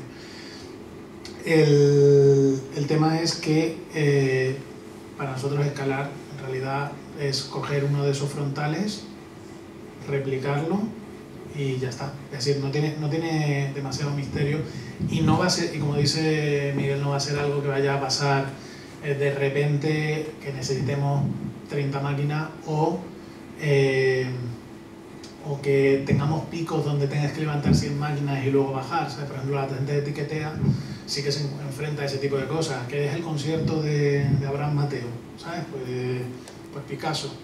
Nosotros no, nosotros tenemos bastante constancia. Es decir, el tipo de tráfico que tenemos no es un tráfico especialmente agresivo, está distribuido por todo el mundo, con lo cual a nivel de horario también es bastante homogéneo. Es muy interesante, es decir, es muy sencillo para nosotros prever ese tipo de necesidades. Y por ahora te digo, los servidores están bastante relajaditos en general, o sea, no se agobian mucho. Y otra cosa es me llama la atención de que el Rabbit lo tengáis en un clúster con solo 2 máquinas. Eso no hay riesgo a que haya un split brain horrible que es famoso por eso. Vale, el Rabbit no es especialmente crítico en nuestra arquitectura, es decir, en principio se mandan tareas asíncronas al Rabbit y si alguna tarea se pierde tampoco es especialmente crítico, por lo tanto tampoco nos asusta demasiado. Podríamos montar cualquier otra máquina virtual y eso yo no lo he tenido en cuenta, el tema de los split brains que pueden darse en Rabbit. De hecho, personalmente no sabía que fuera propenso a ese tipo de cosas. Pero bueno, como digo, no es... Seguramente con un tercero en discordia se solucionaría. Es un problema que es relativamente fácil de solucionar. Pero digo que no es algo que sea parte crítica de la arquitectura. De hecho, lo único que podría pasar probablemente es que no saliera algún correo o que alguna exportación por lo que fuera fallara o se ejecutara 2 veces. Pero hay pocas cosas más que usen. Bueno, de hecho es que ni siquiera creo que los correos los hacemos así. De la... Al postfix directamente, sí. Y de la base de datos, también como son dos... A ver, de que si ellas se dejan de ver entre ellas, los dos pueden decir yo soy el primario. No, eso sí está... Ahí no hay split brain. No puede pasar eso porque para eso digamos que está montado de manera que no se puede, o sea, digamos que si hubiera se rompiera la red que comunica a los dos, simplemente no se escribe simultáneamente en las dos, o sea, es activo o pasivo. Entonces no habría ese escenario. Que se pusieran las dos en activo, puedes decir, por ejemplo, pero eso está gestionado. O sea, digamos como hay scripts que precisamente se aseguran con métodos de Stoney de estos, de que si una pasa a maestra, la otra, digamos, o se apaga o pasa a esclavo. Eso está todo, hemos hecho pruebas para que asegurarnos de que no hay split brains. En RabbitMQ es verdad que eso no lo hemos asegurado porque no era un punto crítico, pero con Postgres, con la estructura de Postgres sí que está SHA pura. ¿Lo tenéis montado con Postgres o usas algo de sistema operativo? Es una solución muy ad hoc. O sea, realmente si habéis intentado montar un clúster HA con Postgres no es nada trivial. Bueno, no por Postgres, sino con base de datos, ¿no? Y entonces, vamos, que está a base de scripts bastante... Digamos, no es un producto, lo hemos construido nosotros, esa parte, ¿no? Y bueno, digamos está infrautilizado porque PGPool puede hacer muchas más cosas de las que ahora está haciendo, es muy interesante. A ver si sacamos tiempo para documentar esa parte porque creemos que merece la pena. Por otra parte quería preguntarte por qué escogiste Django si al final es una aplicación una página con REST. Vale, todo... Django aprovecháis poco. Tengo respuestas para todo, no te preocupes. Vale, eso tiene una respuesta fácil. Vamos a ver. Nosotros somos desarrolladores principalmente Django, ¿vale? Bueno, en mi empresa tenemos gente que hace Groovy Grails y gente que hace en principio Python Django, ¿vale? En realidad cada día vamos a más Groovy lo que sea, Python lo que sea, pero durante mucho tiempo hemos hecho mucho Django. Taiga empezó llamándose de otra manera, ¿vale? Taiga empezó en un proyecto, nosotros tenemos en Kaleido lo que llamamos las P-Week, que son las Personal Innovation Week, que lo que hacemos es, tenemos 2 semanas al año, una en julio y otra en diciembre, que una está a puntito ya de caramelo, en la que paramos la empresa, echamos el cierre y nos pasamos una semana haciendo un poco lo que nos sale de las narices, ¿vale? Nos dedicamos a desarrollar proyectos. Las únicas 2 reglas es, se tiene que hacer con herramientas libres y no tiene por qué ser el resultado libre, pero tiene que ser con herramientas libres y el viernes tiene que haber algo que puedas enseñar. Ya está, esas son las 2 reglas. De ahí tú eliges lo que te dé la gana. No hay reglas del tipo, no, tiene que ser monetarizable, tiene que aportar algo a la empresa, no. Hay gente que ha hecho juegos, hay gente que ha hecho representación gráfica de expresiones regulares, cosas muy absurdas, que, bueno, muy absurdas no, pero poco vendibles, ¿vale? No hay restricción en eso. Entonces una de estas P-Week fue cuando nos dijimos a mierda Redmine y nos Nos dijimos, pues nos compramos, nos montamos el nuestro, un casino. O sea, entonces empezamos una Piwik a montarlo. Realmente montamos un Django, que era lo que sabíamos hacer, lo que se nos daba bien. Entonces montamos un Django y era un Django de verdad, con sus vistas, con sus templates, con todo. Siguiente Piwik, los fuimos evolucionando. Después pudimos, bueno, en nuestro tiempo libre le dedicábamos tiempo y demás, y lo fuimos evolucionando, y llegó un punto en que dijimos, vamos a hacerlo bien. Y cogimos y nos quitamos toda la interfaz y lo dejamos en una API, solo API y una aplicación single page application, y lo hicimos mucho mejor y todo mucho más bonito y todo maravilloso, que es más o menos lo que en realidad esta es como la tercera iteración sobre ese flujo de lo tiro todo, luego de nuevo, lo tiro parcialmente, luego de nuevo y demás. Entonces realmente empezó siendo un Django que era mucho más que el Django actual, pero se ha ido reduciendo a convertirse en solo una API. De todas maneras, Django tiene cosas muy buenas. Django REST Framework realmente es muy bueno. Nos hemos encontrado con problemas porque hemos llegado a un punto en el que nos hemos pasado de vuelta, hemos querido hacer cosas que tal.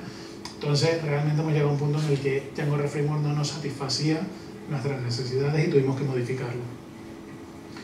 Pero realmente es muy bueno. Entonces, era una buena decisión usar Django con Django REST Framework. Nos ahorraba un montón de trabajo. Por eso usamos Django en su momento. Y a día de hoy usaría Django. Pues probablemente no, pero porque tengo mis ideas personales. Puede ser que si le preguntaras a otros compañeros del equipo, sí usaran Django, porque tampoco es un mal proyecto, no es un mal software. Es cierto que tiene muchísimas piezas que vienen sí o sí, y las puedes usar o no, pero si no las usas pierdes cosas. Pero realmente no es un mal software. Para hacer solo una API yo usaría otra cosa, pero pero si alguien me dice voy a hacer una API pura y la voy a hacer con Django y Django REST Framework, no me parecería una mala idea, personalmente. Dado que tenéis un SaaS que tiene una parte pública tipo GitHub, etc. Por casualidad, ninguna de esas almas con ocio en internet os ha intentado hacer algo malo, como una denegación de servicio? ¿No habéis sufrido algo así? Pues por suerte yo creo que no. Es decir, no hemos notado, si lo han intentado no lo han conseguido. Es decir, no sé si es más mérito de la infraestructura que no nos hayamos enterado nosotros, o es simplemente que no lo hayamos hecho, no nos hayan hecho nada. Realmente nos han reportado bugs de seguridad, pues si se nos ha colado algún cross-site scripting, alguna cosilla siempre se cuela. Y nos lo han reportado y lo hemos corregido.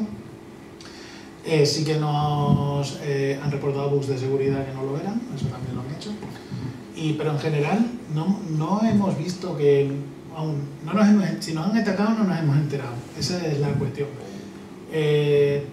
También es verdad que ser un proyecto de software libre despierta una cantidad de simpatías que hace que las cosas se hagan mucho más fácil. La gente decía, pero vamos a ver, está instalado, si esto es la hostia, ¿por qué coño lo regaláis?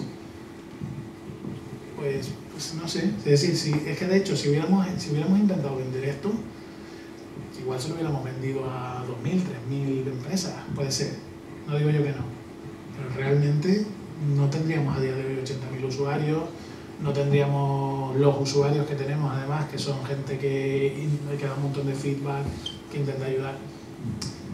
Vale, la respuesta es que no sé si... He divago mucho en general. La respuesta es que no sé si nos han atacado. No, lo decía tipo una denegación de servicio, que quizás un firewall de un país con mucha población les ha redirigido todo el tráfico suyo a vosotros. Si lo han hecho, no nos hemos enterado. O sea que si lo han hecho, pues... ¿qué? Que recordemos nosotros... Claro, por eso te digo, bueno, sí. Pero tenemos buena protección para denegación de servicio. Que estamos bien protegidos para eso, pero que nos conste no ha habido ningún ataque, así si te refieres. Y luego, bueno, sí hubo una casi denegación de servicio, pero fue culpa de nuestro SEO. Es que, bueno, de uno de los SEOs de Taiga, ¿vale? Taiga tiene dos SEOs, uno es el SEO de Kaleido y y otro es Enrique Posner, que es un tío espectacular que ha ayudado muchísimo al proyecto a que vaya bien. Y bueno, una de las cosas que hizo fue cuando dijimos, vamos a sacar la beta así en silencio, sin hacer mucho ruido. Igual, sacamos la beta, lo teníamos en una, no sé si era una microinstancia no, era un RPS de VH o algo así. De 1 giga de RAM. De 1 giga de RAM, un cascajo, es decir, una lata, en vez de procesadores tenía el Tramuse, ¿vale? Es decir, aquello era un cascajo, pero vamos. Pues el tío dijo, pues yo que lo voy a publicar en Hacker News. A ver qué pasa. Número 1 en Hacker News. 6.000 usuarios registrados en menos de una semana. Y la máquina aguantó. Es decir, de hecho nos sorprendió que la máquina aguantara porque, hombre, tampoco es que seamos patanes, pero joder, es que es un pico de carga significativo y la máquina aguantó y se registraron 6.000 usuarios en menos de una semana y súper bien. Eso es lo más parecido a una denegación de servicio que hemos tenido. Pero hay un vídeo de Nostalgia en sí. YouTube. Bueno, ¿conocéis Nostalgia? Bueno, Nostalgia lo que coge es los logs de, en principio, de Jinx, Apache, todo esto y te pinta un Pong en el que cada petición es una bolita y tienes una barra en el servidor que va devolviendo todas las peticiones, te va devolviendo todas las bolitas, a menos que sea un error. Si es un error se te cuela. 404, 500, ese tipo de cosas se te cuelan y ya está. Pero es interesante de ver. Sí. Una pregunta, en el tema de monetizar el proyecto, o sea, porque claro, todo esto tiene unos gastos. Sí, a nosotros también nos gusta comer. En concreto a mí me gusta bastante, como se puede ver. Sí, somos además, algunos queremos comer hasta 3 veces al día, o sea, hay mucho vicio.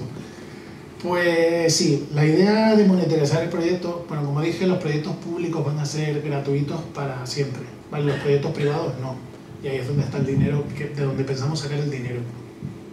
La idea es, en principio, esa es una de las formas de monetizar.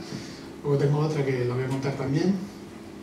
Pero vamos, básicamente es pagar por proyectos privados, que hay muchas empresas que no quieren usar Taiga, no quieren montarlo y quieren pagar y quieren privacidad. Eso a día de hoy lo tienen gratis, pero a partir de creo que febrero, esperemos que febrero, porque cada vez vamos retrasando la fecha. No está implementado el sistema de pagos todavía para que Claro, está en el backlog. Pues ese backlog, pues esas son de las cosas que tenemos que implementar. Cuando se implemente, empezaremos a cobrar por proyectos privados. Otra de las vías es que hemos hecho un plan de sponsorización en el que una empresa que quiera que ciertas user stories se hagan antes, pues pone $10.000 sobre la mesa y nosotros le damos prioridad a ciertas user stories que puede proponer él y si consideramos que son razonables para el proyecto y que van al servicio, es decir, el plan de sponsorización siempre va orientado a cosas que se van a acabar publicando en el servicio. Es decir, van a ir dentro de la release de Taiga. Entonces, si cumple esos criterios y pagan, pues nosotros lo ponemos arriba del todo. Si no, pues pueden esperar a que en algún momento se haga o lo pueden hacer ellos mismos. Es decir, aquí nosotros aceptamos pull requests, encantadísimo. Esas son 2 de las vías que planteamos. Por ahora nadie ha sponsorizado porque todavía estamos en un principio de este proceso y todavía no se sabe. Y todavía nadie ha pagado porque no tenemos el sistema de pago. Sí que nos han llegado un par de donaciones que ya veremos, que ya sabemos lo que vamos a hacer con ellas, de hecho, que tiene que ver con el otro sistema de monitorización, con el otro sistema de monetización. El otro sistema de monetización es lo nuevo que va a traer Taiga dentro de poco, que se llama, bueno, creo que ya se publicó el nombre, ¿no? Se llama Taiga Drive y consiste en un sistema de trabajo en el que tú coges una user story, la envías a Taiga, la envías a Drive y en Drive habrá alguien que haga ese trabajo. Para alguien que te diga, vale, pues yo te la hago, bueno, de hecho, tú dices, bueno, que alguien me haga esta user story y le pago $300. Dice, vale, yo te la hago, pues yo te la hago, pero por esta cantidad. Lo interesante del tema es que como no nos gusta el modelo de explotación de indios, curritos y tal, solo permitimos upbidding. Es decir, yo te puedo decir, yo te la hago por 350, pero no te puedo decir yo te la hago por 250. Con lo cual, en realidad, lo que buscamos es que tú pongas el precio que consideras justo, porque puedes decir, oye, yo considero que $2 está muy bien, porque yo soy de Nueva Delhi y lo que estoy buscando es alguien que me haga este trabajo y busco a alguien de por aquí. Entonces, igual $2 no, pero una cantidad mucho menor, porque no estás buscando a alguien de Estados Unidos. Entonces, la idea es esa, es el otro modelo de monetización, Cuando saquemos, bueno, el 10 de diciembre sacamos una beta privada en la que daremos acceso a una serie de personas y a principios del año que viene seguramente lo saquemos ya en público. Y el sistema de obtener dinero ahí es con un fee sobre las transacciones, básicamente esa es la idea. Es el otro modelo por el cual esperamos sacar beneficios, pero ya veremos si funciona o no funciona. Creemos que es muy interesante porque hay mucha gente que necesita ese tipo de trabajo temporal. Hay veces que no llego en el proyecto, pues mira, está ahí un sector y se puede sacar, pues la saco y que me la haga alguien. O sea, tengo el dinero pero no tengo las personas. ¿Sí? ¿Soporte de instalaciones privadas? Todavía no, pero la idea es que en el futuro soporte instalaciones privadas. La idea de, porque también es parte de, bueno, la instalación privada al final es como un caballo de Troya, es decir, si yo te lo pongo ahí y tú de ahí puedes sacar trabajo para que pase por mi plataforma y en mi plataforma yo me llevo un fee, pues ya tengo dinerito, ¿sabes? También de las instancias privadas que a día de hoy en realidad no nos aportan ningún beneficio y de hecho nos comen bastante tiempo de responder en soporte. Entonces, pues realmente el beneficio sería ese. Tampoco sea un caballo de Troya en realidad, pero sí, la idea es que en el futuro se soporten las instancias privadas. ¿Tenéis algún tipo de estadística de proyectos que estáis alojando cosas para saber qué procesos Tenemos estadísticas de, lo que pasa es que hace mucho tiempo que no las miro, del tipo de proyectos, si Scrum, Kanban, si con ambos combinados, de los módulos que tienen cada proyecto activado, por ejemplo, y tenemos estadísticas del número de proyectos activados. Al final, Scrum, Kanban estaban bastante parecidos. Luego había un grupo de gente no despreciable que usaba ambos a la vez. Y luego sí había funcionalidades que como no vienen activadas por defecto, como que quedaban muy en el olvido, como la de videoconferencia, que a mí me parece muy interesante y en realidad es una chorrada de funcionalidad, pero que es muy interesante porque dices tú, bueno, tengo la videoconferencia del proyecto y lo tengo un botón que siempre es el mismo y que todos sabemos cuál es. Y no tengo que estar invitándote en el Hangout, que no sé qué, que no sé cuánto, todo eso te lo saltas. Pues, digamos con propósito, o sea, como desarrollos no, te puedo decir de clientes grandes que tenemos que hacen cosas que puedan no ser software. Por ejemplo, sí que conocemos, bueno, tenemos gente que hace software y que sabemos que hace software y que está usando la herramienta. Y conocemos, por ejemplo, hay un caso muy peculiar que es el de Penguin. Penguin es una editorial muy bestia. Pues para toda la gestión de hecho, ¿sabes? Cuando encontraron Taiga se pasaron mucho tiempo buscando una herramienta que lo solucionara y siempre, pues lo típico, ¿no? Jira, ¿vale? Pusieron Jira y la gente decía, esto no lo uso. Había mucha resistencia al cambio con Jira. Y de hecho al final cuando probaron Taiga fue de la única que no encontró especial resistencia al cambio, ¿sabes? Que la gente en principio decía, bueno, venga, la uso. Cosa que es complicado. Pues esa gente no hace desarrollo de software, hace libros y están usándolo para esto.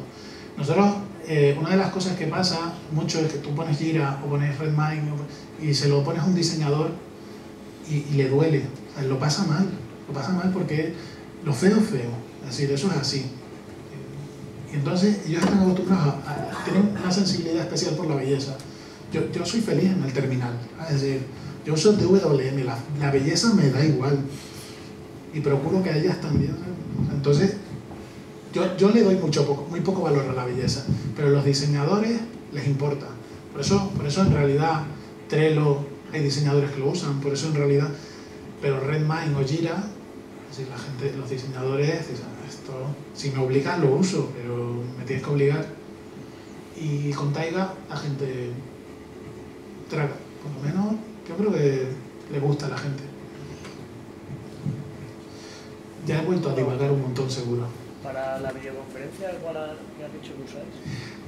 Hay tres, realmente lo que hacemos con la videoconferencia es crear un enlace, porque los tres sistemas de videoconferencia, bueno, creo que hay una cuarta opción ahora, no sé si la llegaron a implementar, sí, una cuarta opción custom, que directamente tú pones una URL. Por ejemplo, te creas en Hangout te creas una sala que sea fija y que siempre sea la misma URL, la pegas ahí y ya tienes eso para videoconferencia. Pero en realidad lo que hacemos normalmente, soportamos tres, que son Jitsi, Appearin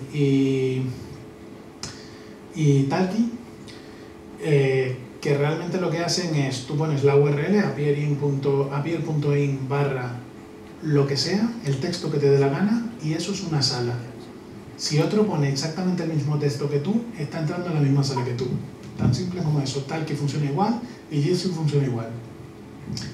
Pues lo que hacemos es, si me dices Jitsi, yo cojo el slug de tu proyecto, el nombre de tu proyecto, y esa es la URL. Y si quieres ponerle algo para que sea menos adivinable, te dejo que le pongas un salt, un texto, que voy a añadirlo.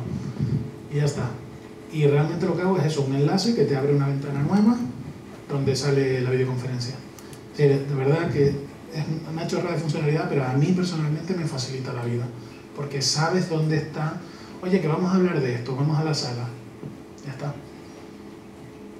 De las que habéis usado, ¿cuál es la que mejor...? Hemos estado usando la que ahora mismo usamos Mumble. Usamos para hacer, usamos audioconferencia solo y usamos Mumble realmente, porque estamos conectados todo el día por Mumble, porque teletrabajamos bastante.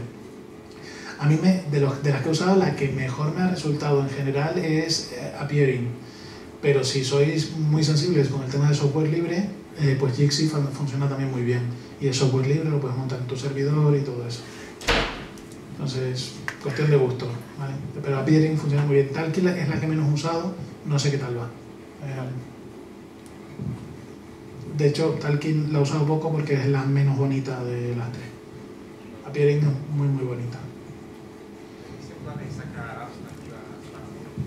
En el backlog. No, nuestra idea es que en algún momento el primer paso es ir hacia una aplicación responsive, ¿vale? Esa sería nuestra intención inicial. Pero de repente han llegado unos señores no sé, ¿de dónde eran los señores?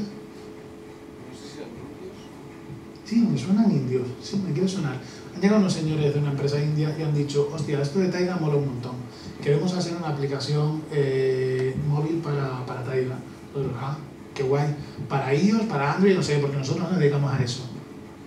¿Vale? Guay, pero es decir, ahora mismo no tenemos fondos para...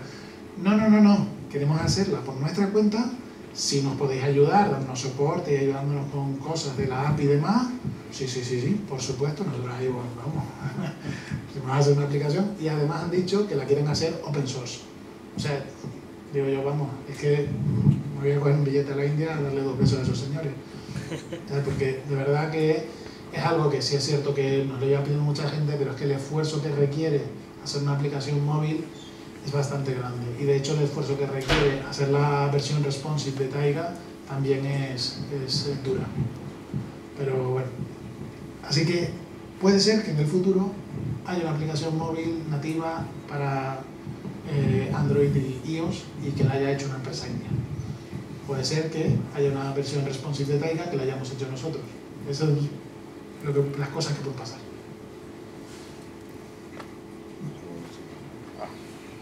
¿Alguna otra duda? Sí. Antes habéis comentado algo de asignar horas, imagino que a las historias. Sí. Posibilidad de que eso se extienda a un parte de horas típico semanal.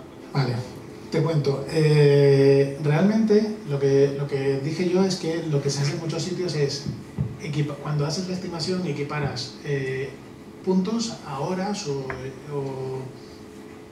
días o cosas así, por cuestión de de simplicidad. Oye, ¿cuánto cuesta hacer esta user story? Bueno, pues yo creo que yo la haría en 3 días. Quiero decir 3 puntos. Es decir, es un poco el enfoque de cuando se hace estimación por poker planning, pasa mucho.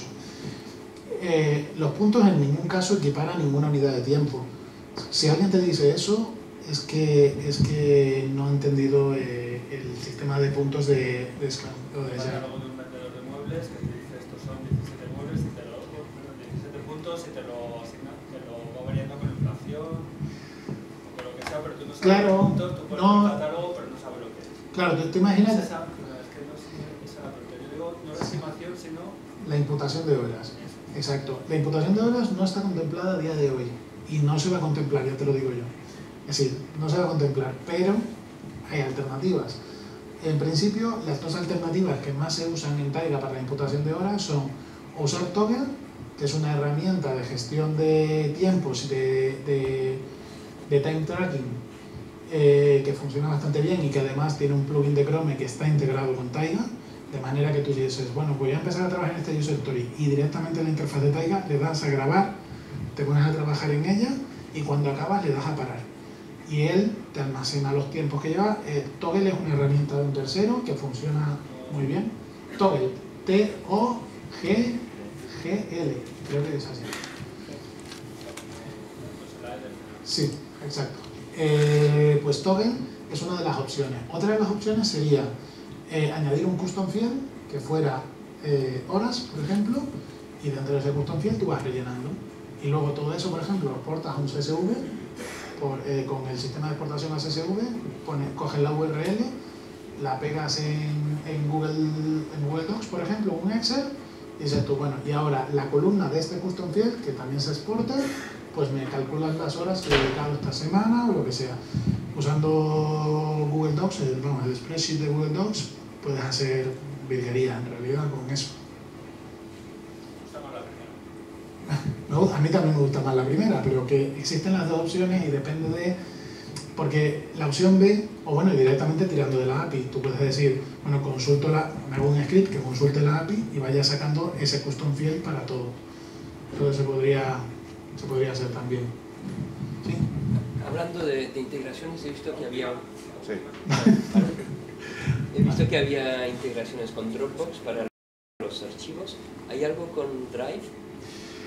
No, de hecho la integración con Dropbox la hace un tercero, no sé si está funcional todavía, pero la hace un tercero. O sea que realmente nosotros estamos un poco supervisando el proceso porque quería integrarlo y el chico está trabajando sobre ello.